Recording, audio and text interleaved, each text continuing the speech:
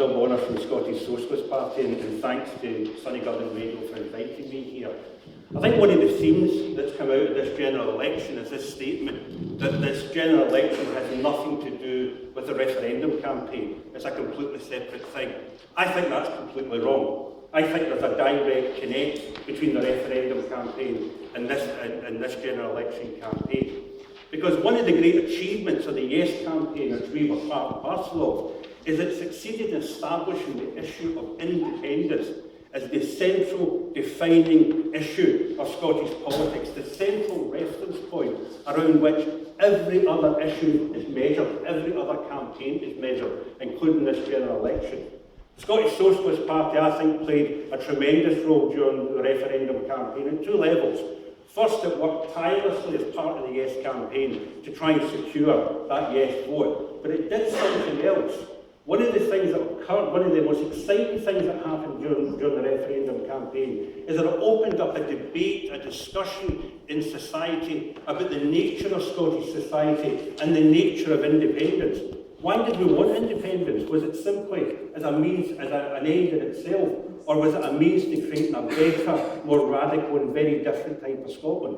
And the Scottish Socialist Party was at the very heart of that debate, arguing for that different vision of Scotland. So we argued, for example, that an independent Scotland should be a republic. End this nonsense of a monarchy that's been subject to the crown. We argued that an independent Scotland would bring national industries back into public ownership. We argued that an independent Scotland should scrap Trident and withdraw from NATO. And we argued that the government of an independent Scotland would put the establishment of the abolition of poverty and inequality at the very heart of its programme. And we argued ultimately that the reason we want an independent Scotland is to move ultimately towards an independent Scottish Socialist Republic. Now, I think that the Socialist Party played a tremendous role in that campaign. In many ways, it helped to transform that campaign. But actually, we in turn, as a party, were transformed by that campaign. We emerged out of it in a far stronger position we went in. To give you one example, at the start of the campaign, we had 8 functioning branches. Today, we have 30 functioning branches. I suspect that's more than the Labour Party have got at this moment in time. And when we go into this campaign, although we've decided, for a number of reasons, only to contest a relative handful of seats, our main aim is to build a platform building towards the Scottish parliamentary elections. I know I've only got 4 minutes, I want to say something else about this campaign. I think May the 7th will be a historic day for Scottish politics, because I think it will be the day when the Labour Party in Scotland finally dies and collapses.